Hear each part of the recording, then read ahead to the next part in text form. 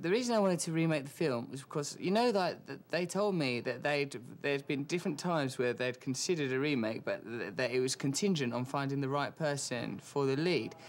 I am very easily flattered and susceptible to flattery. So if someone goes, Russell, look, we really want you to make this film because you've got such great hair, I'd go, oh, come on, show me the script. Arthur is a billionaire playboy drunk who has never had to grow up because he's never had a job and never had any responsibilities. Then one day, due to the embarrassments, he causes his family, his well-to-do aristocratic family that live in New York City, because he causes them embarrassment with what can only be described as his antics, they decide he should marry to make him seem like a more regular, down-to-earth, sensible sort of a fella. And he says, OK, I'll marry this woman even though I don't love her. But then, at that exact moment, almost, he sees someone and falls in love. Now, had access to his actual maternal parent, mum, they're called.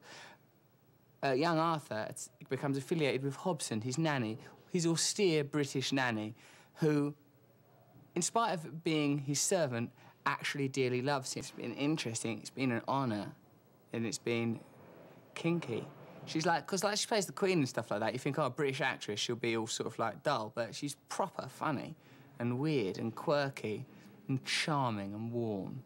She's like a really beautiful human being. What's nice is when you meet someone who's extraordinarily talented and then you think, wow, even if they didn't have that extraordinary talent, they'd still be a beautiful person. So that's what she's like. She's really, really talented and lovely, but then just very beautiful and fun.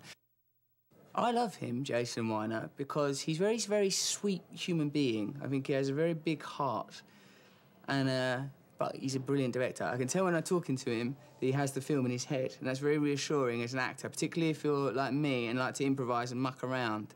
I like to be able to feel that I can do what I want in a scene and to know that someone else has got a vision that will eliminate things that I do that are not helpful or necessary to our overall narrative. I trust him entirely on what he thinks is the emotional truth of the story and the character. Partly to work with Russell, to do an out-and-out comedy.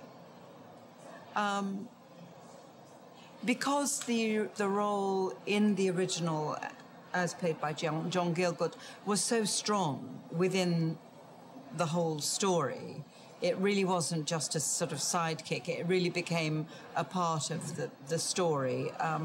I thought that, obviously, there's potential in it. Well, she's not his mother.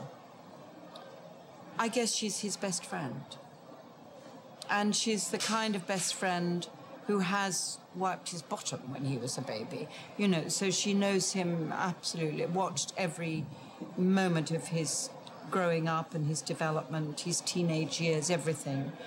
He's incredibly inventive and imaginative and energetic and constant, just a constant flow of invention.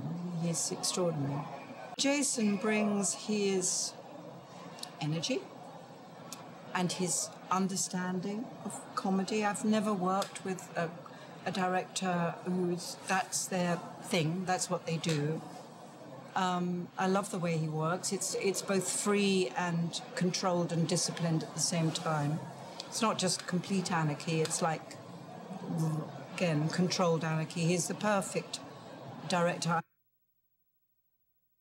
It would be fabulous to sit at the back of this or an audience watching this film and hear laughter. That's sort of what it's all about, really. And I've never done a film where I just want people to laugh at it. You're really, really rather funny. Laugh? What I will say about you, Helen, get laughs? You edit well. We've cut all the crap something from the chaos that you brought to that set. Yeah. I think Helen is a revelation in this role. She's incredibly amusing and warm for the very reasons in a that serious sort of a way. Probably. Yes. Well, Helen, I've spoken of the fact that you bring authority and sweetness to everything that you do, and for this part, that is perfect. It's a wonderful quality to bring to it. There's it's wonderful to gently tease Helen. I mean, verbally, in this movie, because it's you know, Helen Mirren would play the Queen, of course. So when I'm tormenting her as Hobson, it's a lot of satisfaction for me to be had.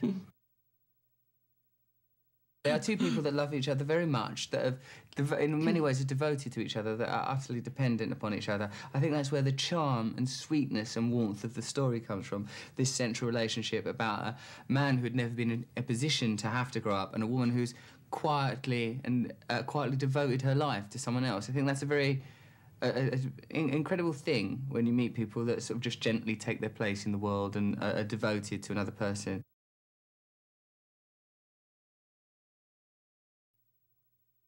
Susan wants to marry him, and in marrying him, she gets the wealth that she wants, and she can run the company and have all the power in the world.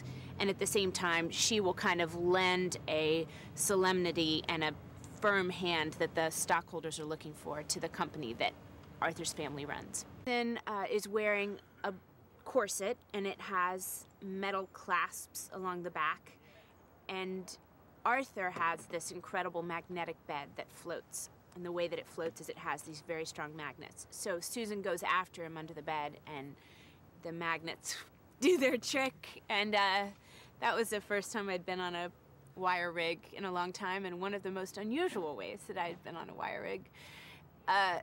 And how was it being naughty? Oh, it's always fun to be naughty.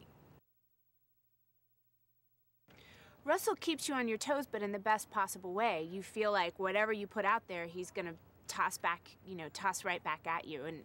And it couldn't have been more alive and terrifying and fun and funny than it was. I'm a huge fan of Modern Family, like, huge fan of Modern Family. So I was excited to work with him in the first place. But what made him stand out to me was how collaborative he is, how open he is to things improving or changing or trying something and saying, actually, that doesn't work, and going back, and how he directs you the way a theater director would direct you. He really is specific in his direction and incredibly articulate about what he wants, which, as an actor, that's exactly what you're hoping for.